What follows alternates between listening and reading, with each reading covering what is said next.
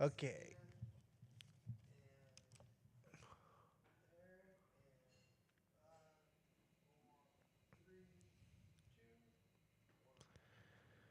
Hello, everybody, and welcome to the breakdown with your host, Ben. I'd like to thank my producer extraordinaire, Sam Wolf. We are at the Majestic Coffee Shop at the Neon Parrot Live Studios. Everybody should come by here in Abilene, Texas, and get you a nice cup of Joe in here. It's really good stuff. It's a premium product. It's downtown in this historic building. You should all really come check this place out. It's way more than a coffee shop. It used to be a lot of things. Rumor has it, and one of the floors above me, a civic leader was murdered in like the 1800s or something. No joke, folks. So come check it out.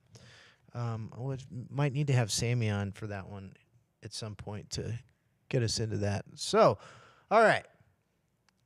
We're here at the breakdown. This is week 6.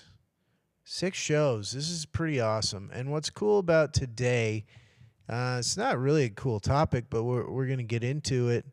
It's something that we talked about in week 1, my very first green show. However, we're going to start today with our regional coverage, like we always do, because, by popular demand, I do what the people want. I do what you, the viewer, and the listener want here on this live broadcast of the breakdown. So let's get into it with our big purple ACU Wildcats. We beat Eastern Kentucky 34-20. This is good. That's coming off of that loss from North Alabama. This is good news. That was our homecoming game. There was a lot of hustle and bustle around downtown and all over town last week and into the weekend. Next game, Saturday, November 2nd, 3 p.m. against Southern Utah. We're not going to really break that down, folks, because as you know, this must be our bye week for the Wildcats. But that was a good win. Maverick MacGyver went off, and Nehemiah Martinez went off. Sam Hicks did his thing and ran the ball down the throat of the opponent. Okay, so that's our ACU football, and we're getting closer into the college basketball season. We still got a little time, and I know it's way early to be talking that, but here at the breakdown, we are sports fanatics. We are primarily football sport fanatics, but we love all sports, with a few exceptions, which you're going to learn about, which are my opinions, but seem to be the opinions of the American people as well, on some of the sports that I do not love. But college basketball, I love, and I get into it early. A lot of people are like, oh, wait till March Madness. Well, those are kids that are playing hard every game, unlike some forms of basketball we have in this country, which we will get into towards the end of the show. So, one of my fan bases here, I have several fan bases all over the country. We know about Chicago. We know about Oakland, Las Vegas, if you will. But some of the listeners of this program are in a little place we like to call College Station, where our special needs fans reside. And that is at the School of Texas A&M University. They make veterinarians there. That's what they do. You go to Texas A&M to become a veterinarian, which we need lots of. I love the animals. So my 1 or 2 or 10 or 15 Aggies that listen to this show, I know there's more than one. There's probably more like 15 or 20. This is for you guys. You guys beat Mississippi State like you should have last week. It was ugly, though. Ugly. 34-24. Your boy Ben, you lost me money again. I hope you all faded me and the Aggies. Always fade the Aggies. I'm not here to beat you up today, Aggies, because you did win the game, and I do love you, and I think you need more respect from the media and the pollsters out there. We talked about that last week, or I bitched about that last week, however you want to look at it. But Aggies beat Mississippi State 34-24. They did not cover the 15.5-point spread for which your boy put a wager on. If you're any good at math, you can see how that did not work out for me. This weekend, Aggies, I know you're worried. I know you're nervous. You should be. Be very afraid. This weekend, the Aggies take on the LSU Tigers. Now, I believe this is at Kyle Field. So this will be an Aggie home game, which you have to have this game. I don't see you guys going into the Death Valley and pulling off a win versus the Tigers. I'm almost certain that it's at Kyle Field. However, they got A&M, the sharps, the bookmakers in Vegas and around the world in these seedy dives that we call online gambling sites. The bookmakers have it as an Aggies is a 2.5-point favorite. I think this is a bad bet. I think this is a trap. I think this is a trap game no matter how you do it. Why do they have them as a 2.5-point favorite? If anybody's watching these games, I think it's because they want idiots like me to lay a fat bet on it one way or the other and lose to the house. I'm going to try to break this down with very little details here on my notes. This could knock one of these teams out of playoff contention for the college football playoff, which is now at 12 teams, which we have talked about before. If the Aggies lose the way that the media seems to hate you guys, y'all are done. You're done. You lose week 1. 6 straight wins. You lose to LSU, who's been not great, but I mean they're still going to kick people's butts. But the LSU has also started out with a loss, and they've had 6 straight wins. As far as I'm pretty sure about that. So you guys are in the same boat here. I don't see how. I feel like Aggies have the better team, but this is a big game. Stuff is on the line. The season potentially is on the line here. You know, Texas A&M and LSU Tigers, they're not playing for bowl games like my school, Texas Tech. We get in a bowl game. Yay, wow, who cares? Grow up.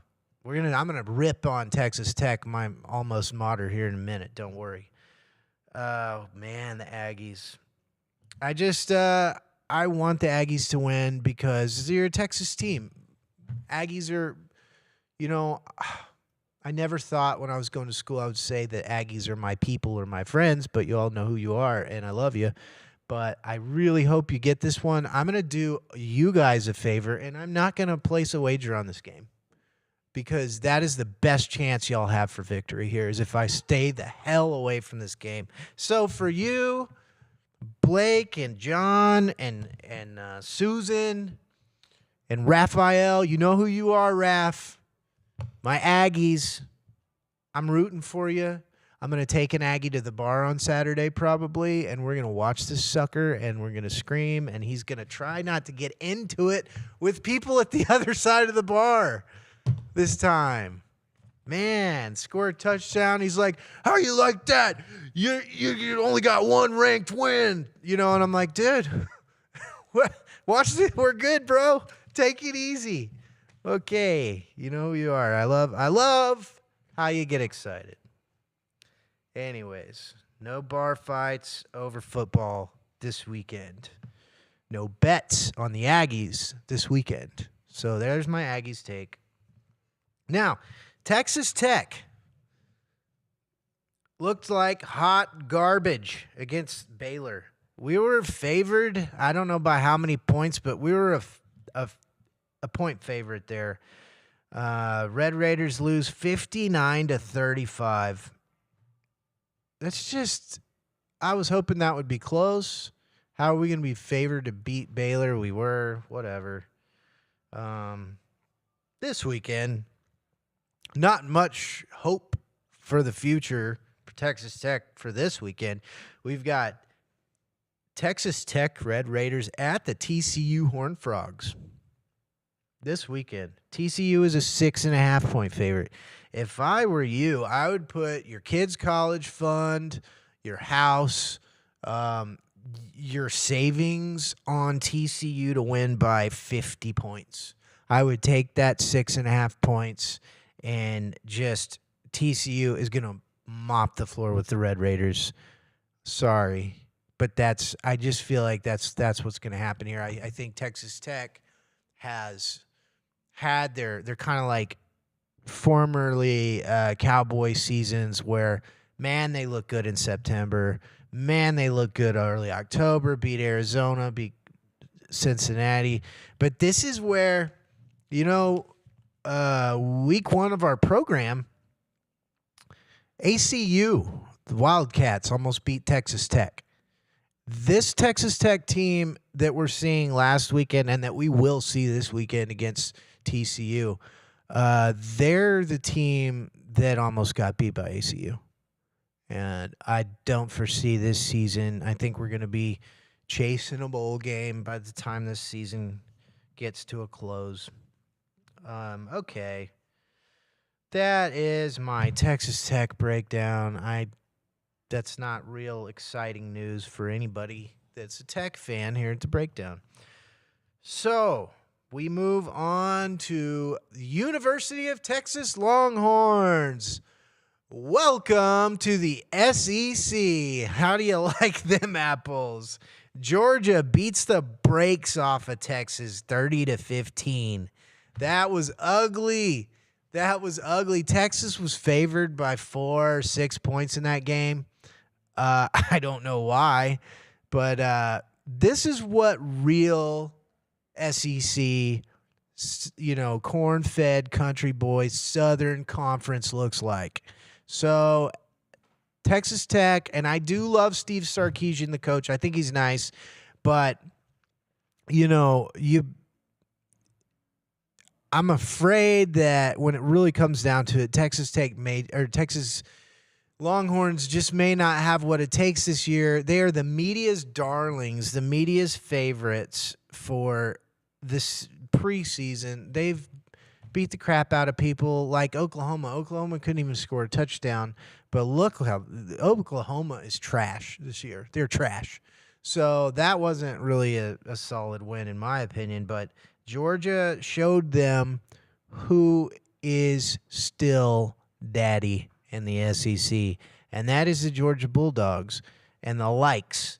So here's the other thing. We always get into things that are interesting within the sports realm, and at about the third quarter, the officials throw a pass interference flag, and Texas Longhorn fans probably, well, it wasn't just students. It was the whole damn stadium. They are throwing garbage onto the field and like stuff that could hurt people, like full beers and things that could, nothing happened, but people can get seriously injured or hurt when you're throwing objects of any kind filled with liquid and made of aluminum onto the field. At Texas Tech, we just throw tortillas onto the field. Hurts no one. But, these Longhorns kids, the worst part of this for me was they get the pass interference call. The fans start throwing God knows what everything onto the field, and then the officials overturn it. So they are basically rewarded for their classless behavior. So I don't know how that's going to help. I mean, I guess in the future, if you throw a bunch of crap on the field, then they're going to reverse the call. That's kind of dumb in my opinion. So Texas, the university was fined $250,000. McConaughey's got that in his sock drawer. Like, That's hilarious. I guess they're like, well, we got to do something. So they fine him $250,000. And they are saying that they're going to find the identities of all students that were throwing objects onto the field to ban them for future sporting events throughout the 2024-2025 season. Good luck with that. Anyways. Now, that's our college breakdown for this week. I didn't want to go through too much college because I don't want to lose any more bets. So we're moving on to the NFL. Oh, the NFL, my favorite of all time. Last Thursday night. So on the breakdown, this may be changing in the future, but on the breakdown, we film live on Thursday mornings. And so that makes doing Thursday night football picks, it works. And I like doing those because, as we've talked about before, this year's Thursday night slate has been much better than years past. Last Thursday night, however, was not. It was, we did hit the pick. Ben picked a bet right. We hit it, breakdown. So I hope you didn't fade Ben that time. But the Denver Donkeys win 33-10 against New Orleans. They were a 3-point favorite, and we took that, and we won that bet. That's just ugly. Like, all Saints, half their team's hurt. Denver, they don't know who they are. You got Sean Payton as a coach. Great, good for you. The guy's kind of crotchety. I don't like him. But he won a Super Bowl once 100 years ago with Drew Brees, so he gets, he's a Hall of Famer or whatever. But we got that bet. We won. Tonight's game is another, you can look at this in a couple of ways. It's Vikings at Rams in Los Angeles. The Minnesota Vikings are here, folks, kind of like my Bears, kind of like my Chicago Bears. The Vikings are here. Sam Darnold is their current quarterback, and he was drafted by, guess who? The Jets. So everybody's like, Sam Darnold sucks. Well, yeah, because he got drafted by arguably the worst franchise in the history of the NFL, in the history of the sport, the Jets. I mean, so Sam Darnold and the Jets defense, the Vikings offense and defense is running on all cylinders. If they can avoid the injury bug throughout the season, those guys are going deep into the playoffs. And I might even, can Sam Darnold take you to the Super Bowl? I don't know. I think that if Trent Dilfer can take you to the Super Bowl, then I could probably take you to the Super Bowl. If your defense is good enough, then I can go and be your quarterback, and we can win. If I got Ray Lewis beating people to death on the other side of the field. So I love Sam Darnold. I just feel bad for guys that get drafted to crappy organizations that are like number one overall picks. We've talked about it before. And I think Sam Darnold, they were horrible. And he's kind of jumped around the league since then. And I think that he's found his place.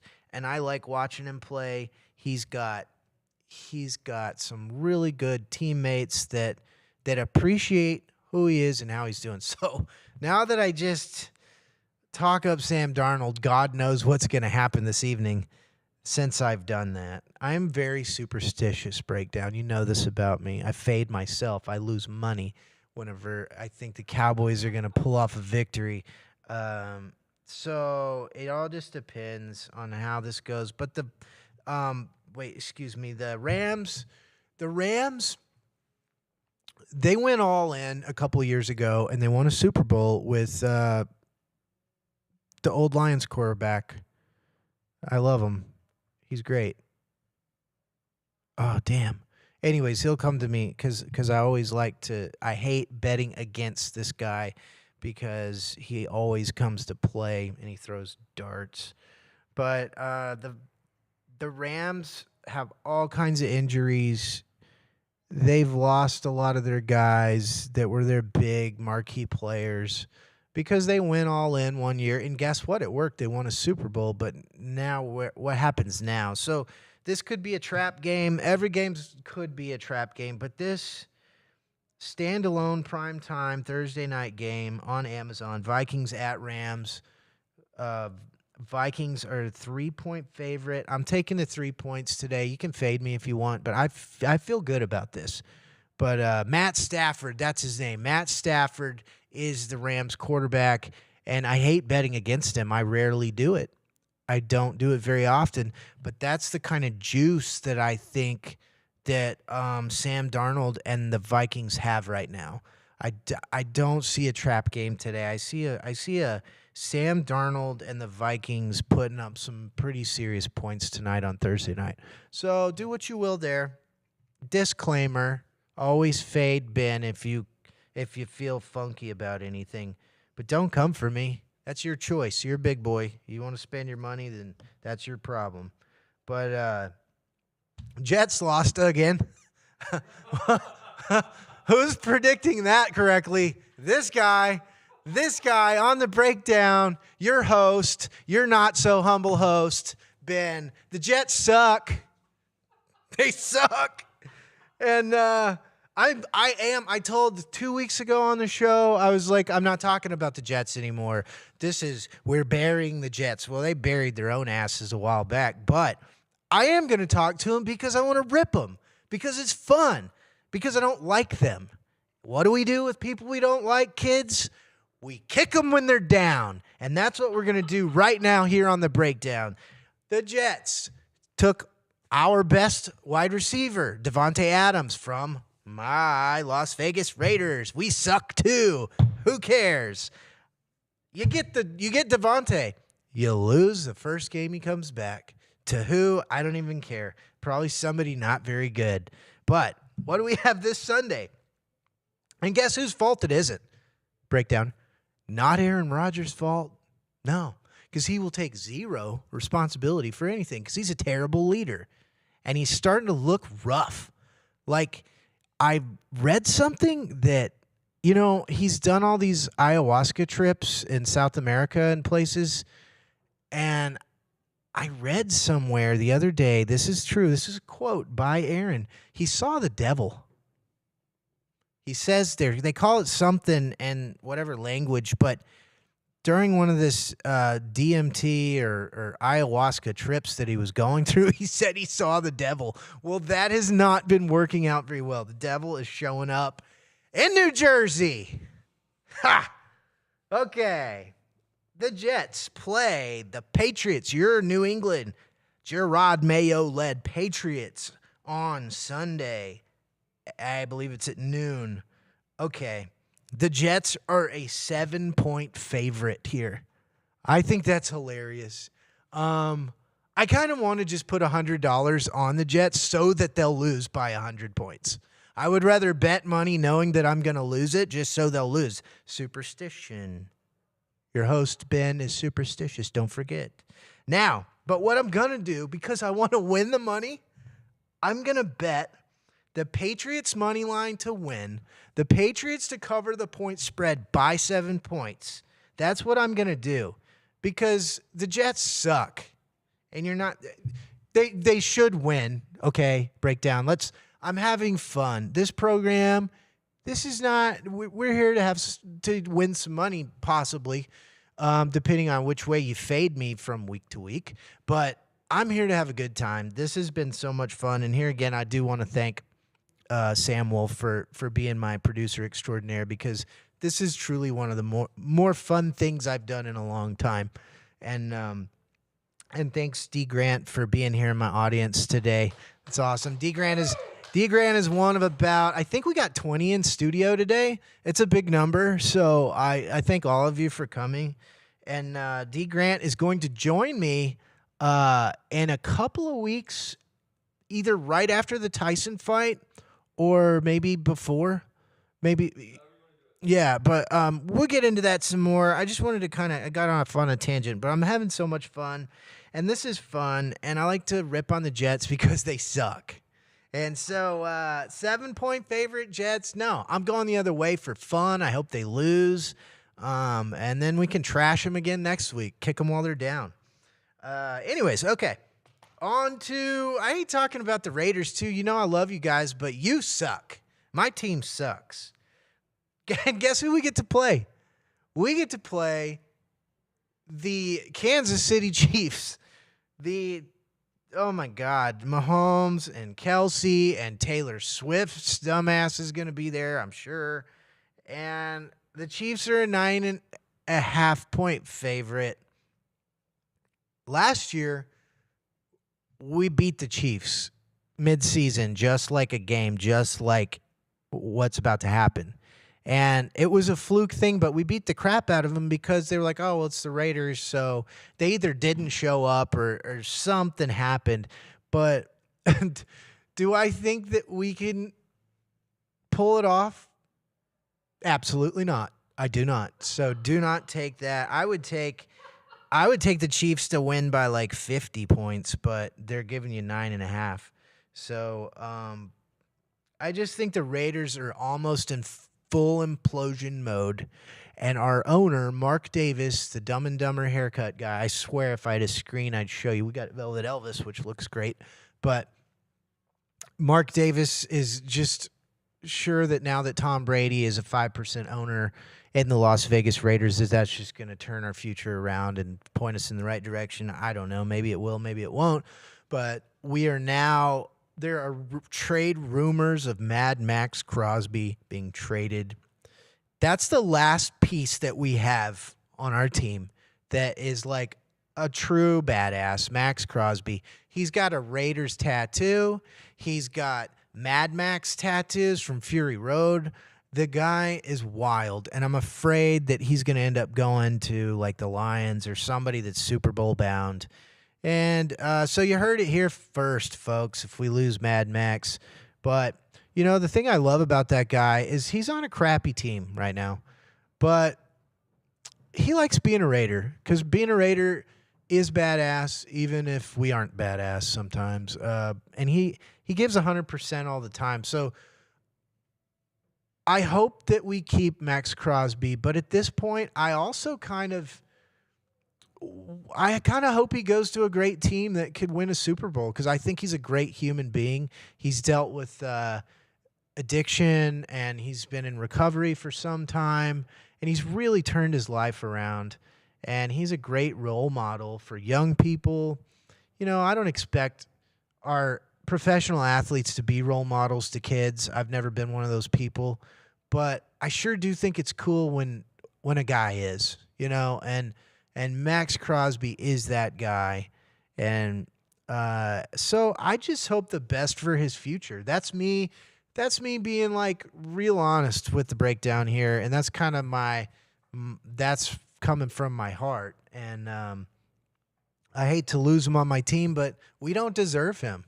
We don't deserve a guy like that right now. And I hope that we can rebuild. And I hope all you can make some money on the Chiefs beating the hell out of the Raiders this weekend. So if it goes the other way, cool, whatever. I'm always gonna rep my team. I love the Raiders for a lot of different reasons. I've told you guys.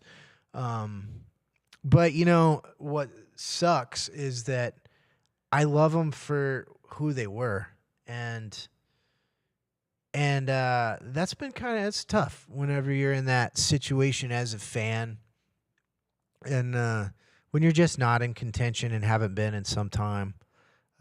We had the whole John Gruden stuff. We thought he was going to bring us out of the depths of hell. And then he turned out to have a bunch of racist comments and crap on the internet and through emails. And so there he goes. It's like, damn, you know? And then Antonio Pierce, our coach right now, and then I'll shut up about the Raiders. But he's a player's coach. He's a former player. A lot of times these former players, unless you're, you know, Dan Campbell or Mike Vrabel, they just don't have very much success because they just might not be X's and O's guys enough. But I guess that will be determined. That's my Raiders talk. This is my sad voice good luck to Max Crosby. If he gets traded, you heard it from here first at the breakdown. So, on something not so depressing. How about the Cowboys? You're Dallas Cowboys. Troy Aikman's trashing them on TV, calling games. That's when you know it's bad. Troy is giving you guys a hard time now. You don't want to hear that. We went over the interview from the radio show that Jerry was on last week about how he told those guys he was going to fire them even though it didn't work for him. He went back on the show this week and he says, I don't have it pulled up because it's pretty, I can quote it pretty easily, but he said something along the lines of, I understand what your question is, but it's kind of like when my wife says, well, why'd you do that? And I'm like, I just don't want to talk about it. The devil made me do it. That's what he says. The devil made me do it. Oh, man. And then there's some pretty interesting things in Jerry's personal life that the devil may have made him do a lot of things. But anyways, Cowboys got the Niners. Cowboys were on a bye week. The Niners are banged up. The Niners really need a win, though. And Cowboys at Niners in Santa Clara, prime time. The Niners are a 4-point favorite. Both of these teams right now need to kick somebody's ass. Like, they really, really do.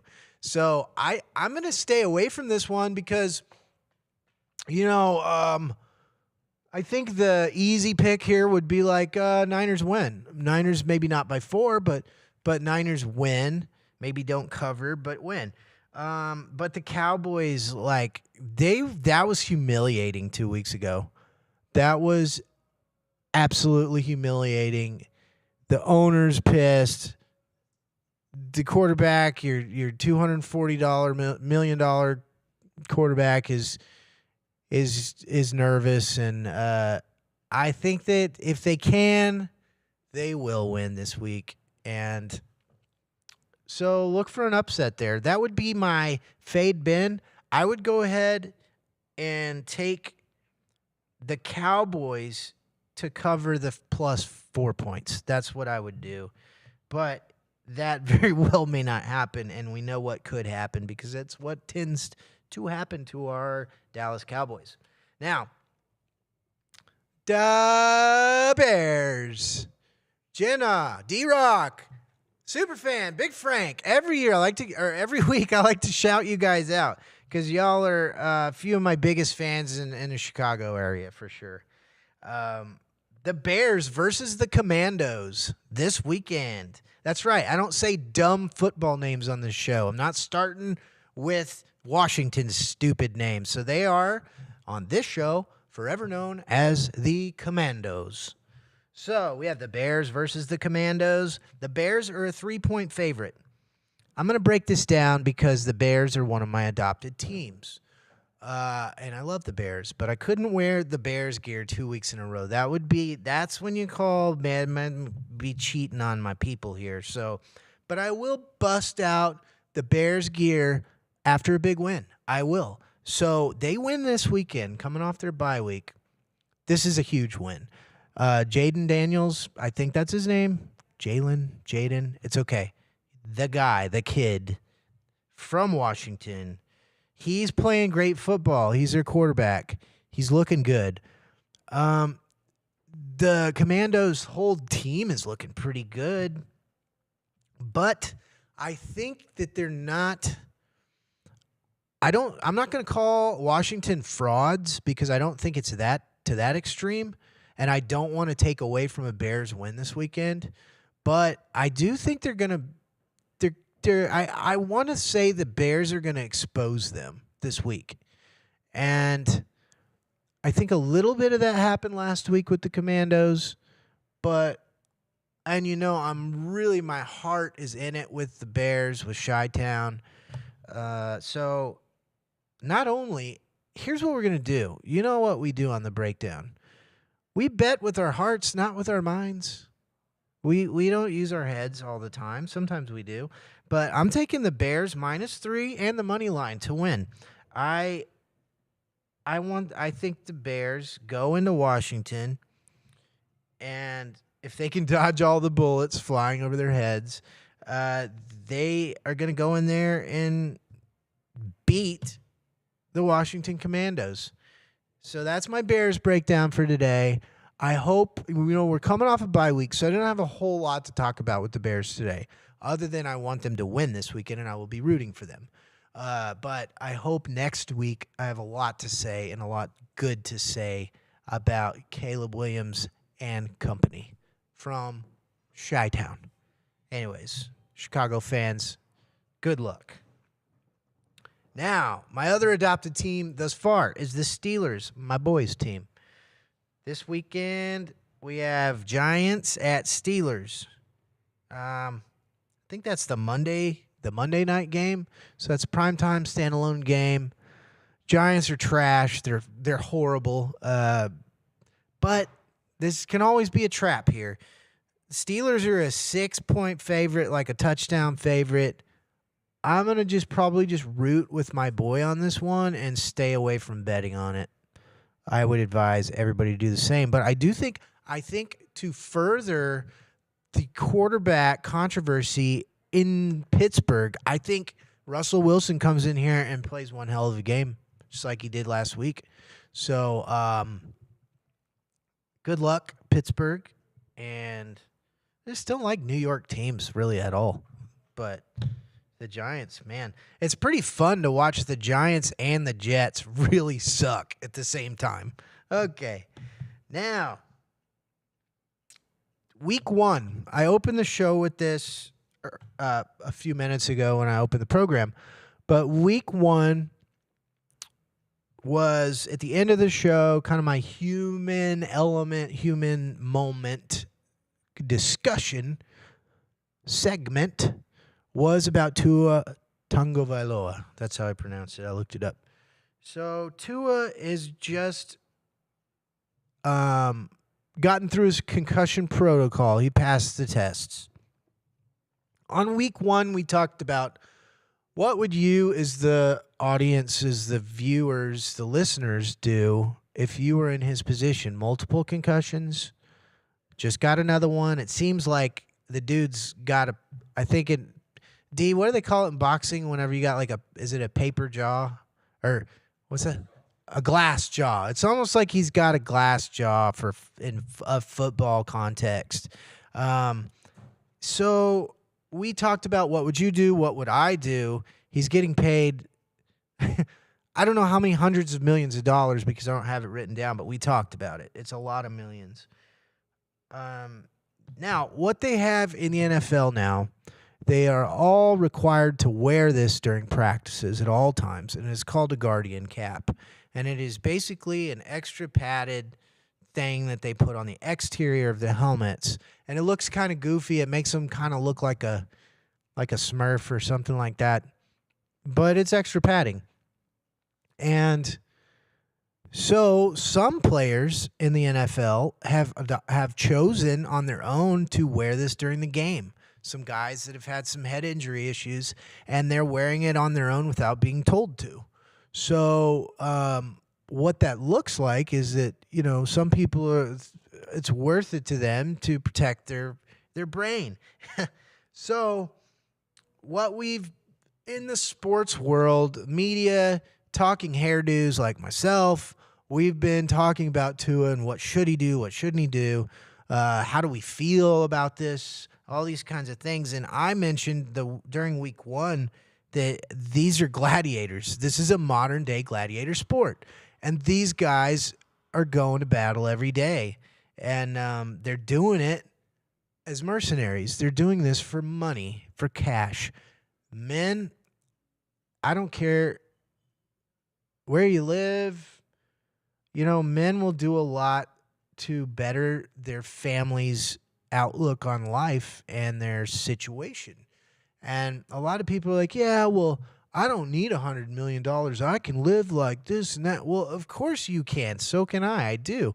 But The first time you cash a check in the bank, put a check in the bank for $25 million, that changes your whole perspective on life. And I'm sorry, but my guess is when people do that at 24, 25 years old, they're buying stuff. They're buying cars. They're buying homes, what we would call mansions. They're building. Dak Prescott just demolished, I don't know how many. I don't even think they talk square footage. We're talking acres of a freaking house in Dallas. So, and he's just going to build another one on top of that because it didn't have enough bathrooms or something. I don't know. But when you are talking about the kind of money that these top tier players are making, you're going to do different things in order to keep that money flowing.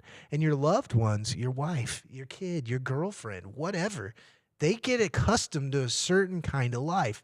And a lot of these guys are taking care of extended family. They're taking care of, part of their people they grew up with that have been with them since day one. This happens with the music industry. This happens with Hollywood actors. These football players are no different except for their window is 95% shorter, especially with football. This is the shortest window sport you have to maximize your earning potential to make as much as you can. So what does Tua say? That was me yapping. What does Tua say? On Tuesday, I think it was, he got interviewed. Let me see if I got a quote. He says, "This is what I love to do, and I'm going to do it." On regard of his long-term brain health. He basically says, he also said they don't treat boxers with the same scrutiny, hockey players with the same scrutiny on given head injuries, okay? And so he's basically defending himself in the public, saying, hey, guys, get off my back. I'm going to do what I'm going to do. I'm fine. And I don't have an opinion on all this. I gave you my opinion in week 1, and that was that I would probably continue. If it means $400 million, I'm going to do it. That's me. I think a lot of other people would too. If you're all going to really be honest with yourselves, I think you would too. Now, he basically is also quoted as saying, whatever the consequences are, it just is what it is. And this is what I'm going to do. This is what God put me on this earth to do. And I'm thinking, okay, that's perspective coming from like a 26-year-old or something, 27. But, okay, so here's my take. Your boy Ben at the Breakdown's final take on the Tua situation. If he doesn't care, why should I care? How about that? If he doesn't care, then we shouldn't care. It may sound kind of cynical or negative, but that's not the way I'm trying to come off. I'm just saying, if he doesn't care, then I don't care. Go make your money. Have fun. I guarantee you, though, in a couple of weeks, your ass is going to be on the ground again with your hands up because you're going to get knocked out again. So, I don't know. If you don't care, I don't care. How about that? So, next, we're going to talk about nepotism to close this show out. We all know what nepotism is. We see it a lot in our society in a lot of different areas. Business, primarily. Politics, big time. We see nepotism in politics a lot. We got an election coming up pretty soon. That's all I'm going to say about that. Okay. LeBron James. The NBA season has officially started as of, I think it was Wednesday. No, Tuesday. This is Thursday. So Tuesday night, NBA started. I was talking about this earlier. Talk about sports that I don't care about. Not basketball, but National Basketball Association, the NBA. I just think it's not an opinion. It's pretty much in agreement upon that there's no defense anymore. The players run the league. I mean, I'm all for collective bargaining and having power in your union and all this stuff. But the the guys are sitting out for load management. So you're going to pay, and the prices get into these arenas to see a game is outrageous. Like, so you're going to tell me that you're going to go to see, I'm just going to use the Clippers as an example, because the Clippers, I believe they still have Kawhi Leonard, but Kawhi Leonard is for as much as I hate the NBA, I know everybody's name and I know all about it. So I'm consuming it because I'm a junkie. I'm a junkie. It's like heroin, dude. It's smack. I can't help it. I watch NBA even though it sucks. I watch it and I bet on it. We'll talk about that. That makes it, that makes the NBA relevant to me because they got point spreads just like everybody else does. So I do appreciate their athletic ability. I think basketball players are amazing humans. They're mostly these giant dudes that can move like a ballerina, which is nuts. If you actually saw these guys in person, it would blow your mind. But okay, you're gonna pay like $500 to take your son to a game.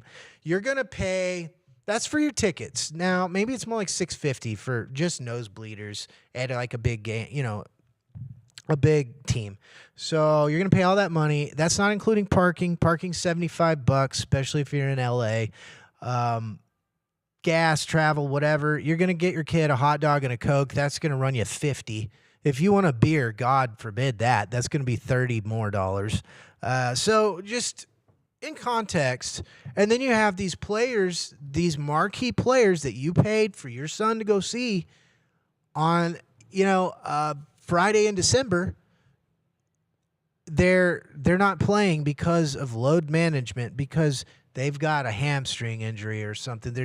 They're resting these guys in order to play them, maximize their play time at the end of the season, which makes sense. But at the end of the day, you're really screwing the fan, because for which the NBA has fewer and fewer every year, because it's just not that fun to watch. The playoffs are pretty cool. Also, not to mention, there's no American talent. That are our highest echelon of stars are coming from Europe because they're learning how to play basketball the real way, the old school way, and these guys they're the superstars. Luka Doncic, all these other dudes from East Bloc, former Soviet nations and stuff are taking over. Okay, so LeBron and Bronny.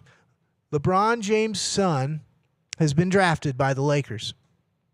This is a first in the NBA. LeBron James' son is 6'2" shooting guard. A 6'2" shooting guard in the NBA doesn't exist. My point here is that we saw some nepotism unfold the other day, which is D. Grant, thanks. Which is your son being drafted by the Los Angeles Lakers and getting to play on the court with them. The son's not very good. He probably, if he was not LeBron James' son, he would not be drafted into the NBA. And that's not my opinion. That's many other people that know a lot more about this than I do. But I just think that's interesting. It was kind of cool. It's like King Griffey Jr. kind of a thing. But I just think it just does more for basketball, for the NBA to be like, wah, wah. Like, come on, man. It's just the NBA is really lame. It can be fun to bet on, but anyways, closing up shop. Game 1 of the World Series is tomorrow, I believe. We have the Yankees and the Dodgers. That's really great for Major League Baseball's ratings, probably, which are going to be low anyways, because baseball's another one. I mean, I like baseball more than basketball, but it's just kind of, they've tried to speed it up a little bit. That's just probably a me thing, but baseball just doesn't do it for me anymore. It just doesn't. D. Grant, when he was here, he said Yankees versus Dodgers, or the Bloods versus the Crips. I love that. Or Biggie versus Tupac, however you want to do it. We'll cover the World Series as it unfolds on this program.